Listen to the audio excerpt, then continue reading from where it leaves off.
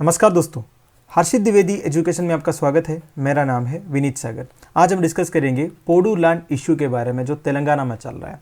सबसे पहले ये समझते हैं दोस्तों, ये पोडू का मतलब क्या होता है। देखिए, तेलुगु में पोडू मतलब होता है शिफ्टिंग एग्रीकल्चर। आपने बेसिक एनसीईआरटीज में पढ़ा होगा शिफ्टिंग कल्टीवेशन के बारे में, जो सदियों से ट्राइबल पॉपुलेशन वगैरह फॉलो करते हुआ है। शिफ्टिंग कल्टीवेशन को अलग अलग स्टेट्स में अलग अलग नाम से जाना जाता है। जैसे कि देखिए, नॉर्थ ईस्टर्न स्टेट्स में आप चले जाओगे, आपको ये झुम नाम से नजर आएगा। फिर बुंदेलखंड रीजन जो मध्य प्रदेश में, उधर बेवर दहियार बोलते हैं। मध्य प्रदेश में ही बस्तर डिस्ट्रिक्ट में दीपा बोलते हैं। साउथ स्टेट में जारा, एरका एंड साउथ ईस्टर्न राजस्थान में बात्रा। आंध्र प्रदेश में ऑब्वियसली पोडू and hilly region of western Ghats of Kerala में कुमारी एंड ओडिशा में कामन, विंगा, धावी। तो ये सब नाम से शिफ्टिंग कल्टीवेशन जाना जाता है। तो प्रॉब्लम क्या हुआ है, देखिए तेलंगाना में भी काफ़ी सारे ट्राइबल पॉपुलेशन है। तो ये ट्राइबल पॉपुलेशन जो है सालों से, सदियों से ये shifting cultivation, Podu cultivation follow कर रहा था। पर हुआ क्या दोस्तों, तेलंगाना में ट्राइबल को छोड़ के काफ़ी सारे नॉन ट्राइबल लोग भी हैं जो लैंडलेस हैं। अब ये ट्राइब्स की तरह वो भी फॉरेस्ट में घुस के शिफ्टिंग कल्टीवेशन करने लग गया। तो काफ़ी सारे एनवायरमेंटलिस्ट वगैरह ये प्रॉब्लम पुटअप किया था कि ये नॉन ट्राइबल्स जो फॉरेस्ट में घुस के शिफ्टिंग कल्टीवेशन कर रहा है, इससे काफ़ी सारे एनवायरमेंटल प्रॉब्लम्स हो सकते हैं। क्योंकि शिफ्टिंग कल्टीवेशन के लिए पेड़ काटना पड़ेगा। पेड़ काटने के बाद ये लोग उधर एग्रीकल्चर एक्टिविटीज़ करते हैं। इसके बाद थोड़ी देर बाद वो छोड़ के दूसरी जगह चले जाते हैं, फिर उधर के पेड़ काटते हैं। तो इस तरह जो सारे लोग करने लगेगा, जो भी लैंडलेस है, अगर ये शिफ्टिंग कल्टीवेशन में इन्वॉल्व हो जाएगा तो ये प्रॉब्लम हो जाएगा। तो तेलंगाना गवर्नमेंट ने अभी क्या डिसाइड किया है, they have decided to move landless non tribal farmers engaged in shifting cultivation inside forest to peripheral areas as it links to combat deforestation. देखिए, डिफॉरेस्टेशन को कॉम्बैट करना एक तो हमारी एक फंडामेंटल ड्यूटी बनता है कि नहीं। हमारी directive principles of state policy में भी लिखा है, ये सब आपको पता है। वैसे तेलंगाना गवर्नमेंट ने ये डिसाइड किया, जितने भी नॉन ट्राइबल फार्मर्स है जो शिफ्टिंग कल्टीवेशन में इन्वॉल्व है, उनको उधर से निकालना पड़ेगा। ऐसा नहीं उनको निकाल के और कहीं फेंक दिया जाएगा, ऐसा नहीं है। उनको निकाल के दूसरे कोई जगह में लैंड दे देगा, जो भी उनके रहने के लिए जगह वगैरह दे दिया जाएगा, पावर सप्लाई, पानी, सब कुछ दिया जाएगा। उधर एग्रीकल्चर एक्टिविटीज़ करने के लिए सब कुछ फैसिलिटीज़ दिया जाएगा। ये डिसीजन लिया है चीफ मिनिस्टर के चंद्रशेखर राव जी ने, ठीक है।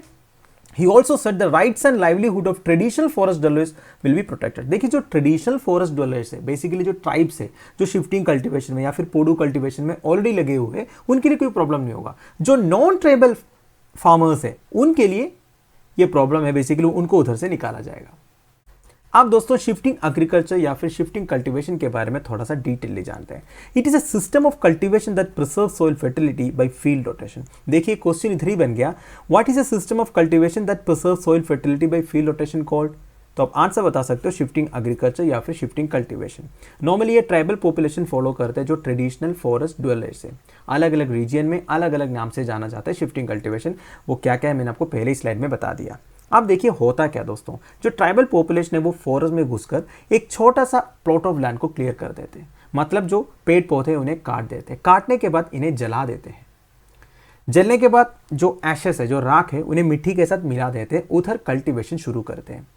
एक बात आपको ध्यान रखना है दोस्तों, ट्राइब्स हमेशा छोटा सा एरिया क्लियर कर देते हैं। ऐसा नहीं बड़ा बड़ा एरिया क्लियर कर दिया, पूरे फॉरेस्ट को काट दिया। जितनी एरिया उन्हें कल्टीवेशन के लिए जरूरत है उतना ही वो काटते हैं।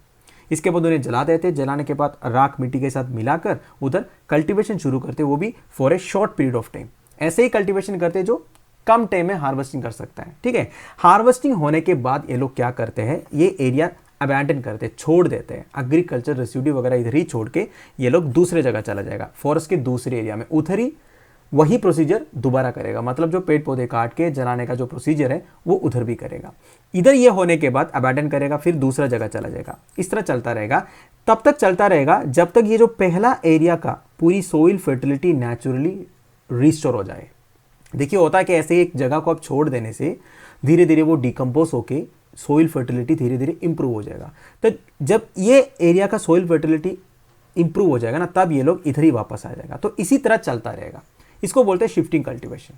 तो ये एंड कब होगा, देखिए, the period of cultivation is usually terminated when the field is overrun by weeds. देखिए, ये जो शिफ्टिंग कल्टीवेशन है ये ऑर्गेनिक है, मतलब कोई केमिकल्स वगैरह ये यूज नहीं करते हैं। तो ऑब्वियस ही बात है, वीड्स वगैरह आने का चांस भी ज़्यादा है। जब वीड्स बहुत ज़्यादा हो जाता है, मतलब बिल्कुल कल्टीवेशन के लिए लायक नहीं रहते उस जगह, तो ये परमानेंटली वो छोड़ देते हैं, उस एरिया में फिर कल्टीवेशन करना बंद कर देते हैं, क्योंकि ये वीड्स वगैरह रिमूव करना ये सब के लिए टाइम लगता है, फिर ये लोग ये एरिया छोड़ देते हैं। तो ऐसे ही चलता है नॉर्मली शिफ्टिंग कल्टीवेशन जो ट्राइब्स फॉलो करते हैं। अब दोस्तों शिफ्टिंग कल्टीवेशन का बेनिफिट्स क्या क्या है, आप खुद सोच सकते हो क्या क्या बेनिफिट्स हो सकता है। This form of agriculture is one of the most sustainable methods, it helps used land to get back lost nutrients. देखिए कभी भी एक एरिया में, एक लैंड एरिया में जब कल्टीवेशन होता है तो होता क्या है, जो मिट्टी की जितनी भी न्यूट्रिएंट्स है वो पूरा प्लांट्स जो है खींच देते हैं, वो मिट्टी की जो फर्टिलिटी है वो खत्म हो जाता है।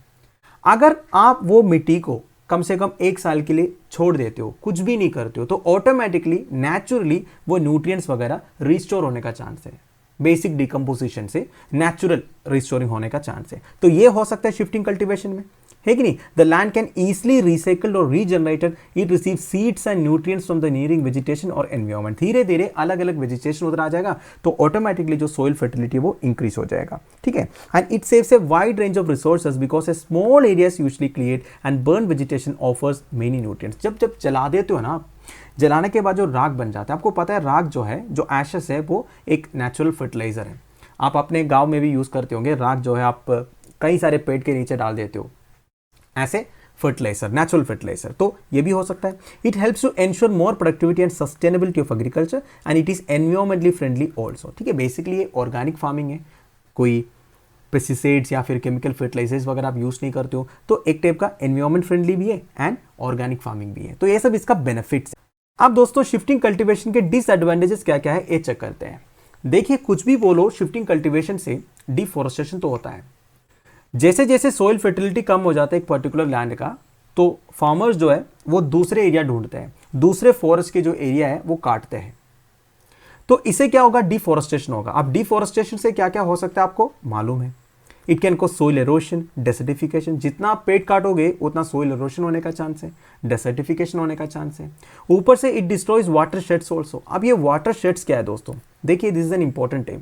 It is an area of land that drains और sheds water into a specific water body. देखिए वाटर बॉडी में पानी सप्लाई करने वाला जो एरिया ना दोस्तों, इन्हें आप वाटर शेड बोलते हो। फॉर एग्जाम्पल मान लीजिए दिस इज ए लेक, ठीक है। अब ये लेक में पानी कहाँ से आता है, एक तो बारिश से आता है, ग्राउंड वाटर से आता है, और ये बारिश जो आसपास होता है ये पानी भी धीरे धीरे इधर ही सप्लाई होता है ना, फ्लो होके ड्रेन होके इधर ही आता है। तो ये जो एरिया है जहाँ बारिश होने के बाद पानी ड्रेन होके ये पॉन्ड या लेक में पानी सप्लाई करते हैं, ये एरिया को आप वाटरशेड बोलते हो। देखिए it is an area of land that drains और sheds water into a specific water body. एक स्पेसिफिक वाटर बॉडी में पानी सप्लाई करने वाला एक एरिया ऑफ लैंड को आप वाटरशेड बोल सकते हो, ठीक है। तो ये डिफॉरेस्टेशन करने से या फिर ये शिफ्टिंग कल्टीवेशन करने की वजह से ये जो वाटरशेड एरिया ना, ये जो वाटर बॉडीज को पानी सप्लाई करने वाला जो एरिया, ये भी खराब हो सकता है। And finally it easily lets to loss of biodiversity. जितना आप पेड़ काटोगे ऑब्वियसली बात है बायोडाइवर्सिटी तो लॉस होगा ही होगा, कई सारे ऑर्गेनिजम्स का हैबिटेट लॉस होगा। तो ये सब डिसएडवांटेजेस है शिफ्टिंग कल्टीवेशन का। अब दोस्तों वापस टॉपिक में आ जाता है, what will happen to the non tribal farmers. मैंने आपको बता दिया जो नॉन ट्राइबल फार्मर्स है उन्हें उधर से निकाला जाएगा। अब उन्हें क्या दिया जाएगा, देखिए those who are shifted out of the forest will be given land ownership certificates, power supply facility, water and Rythu Bandhu benefits. देखिए ये सारे फैसिलिटीज उन्हें दिया जाएगा दूसरी जगह में जब इनके ट्रांसफर करेंगे। देखिए एक तो पावर सप्लाई फैसिलिटी देगा, वाटर सप्लाई करेगा, रायतु बंधु बेनिफिट्स देगा। अब ये रायतु बंधु बेनिफिट्स इज वेरी इंपॉर्टेंट। ये क्या है, देखिए welfare programme to support farmers investment for 2 crops a year by Telangana government. ये रायतु बंधु स्कीम काफ़ी फेमस था, इसके बारे में एक बार हमने कवर भी किया था। बेसिकली दोस्तों ये क्या है, एक एग्रीकल्चर इन्वेस्टमेंट सपोर्ट स्कीम है that take care of the initial investment needs of every farmer. देखिए कोई भी फार्मर के लिए कल्टीवेशन या फार्मिंग एक्टिविटीज़ करने से पहले एक इनिशियल इन्वेस्टमेंट की ज़रूरत होता है, सीड्स खरीदने के लिए, कई सारे फर्टिलाइजर खरीदने के लिए। ये जो इनिशियल इन्वेस्टमेंट है 4000 पर एकड़ पर फार्मर गवर्नमेंट सपोर्ट करता है। किसके लिए, for purchase of inputs like seeds, fertiliser, pesticides, labour and other investments etcetera etcetera. इनके लिए गवर्नमेंट जो 4000 पर एकड़ पर फार्मर देता है ना, यही है बेसिक ये जो रैयतु बंधु स्कीम का, ठीक है। इसमें और भी कई सारे फैसिलिटीज प्रोवाइड किया जा रहा है, मैं इधर वो डिस्कस नहीं कर रहा हूं। आप देखिए and farmer insurance schemes will be extended to them. जो नॉन ट्राइबल फार्मर्स को उधर से निकाला जाएगा, एक तो इतनी सारी फैसिलिटीज उन्हें दिया जाएगा, एंड फार्मर इंश्योरेंस स्कीम्स जितने भी है वो भी दिया जाएगा। मतलब अगर इनके क्रॉप वगैरह लॉस हो गया कोई भी नेचुरल डिजास्टर से, तो उनके लिए जो इंश्योरेंस वगैरह सप्लाई करते हैं ना, वो वाली स्कीम्स भी दिया जाएगा, ये बता रहा है। ठीक है, Once the encroaching farmers are shifted out, the government will set up forest protection committees to monitor the forest. एक बार जितने भी encroaching farmers हैं, देखिए encroaching मतलब ऐसा नहीं कि ये बड़े बड़े बिल्डर्स कंस्ट्रक्शन वर्कर्स जैसा इंक्रोच किया, इनके पास कोई लैंड नहीं है, इनका भी डेली इनकम के लिए कोई चारा नहीं है, इसलिए ये लोग क्या करते हैं, ट्राइब्स की तरह फॉरेस्ट में घुसकर शिफ्टिंग कल्टीवेशन में इन्वॉल्व था।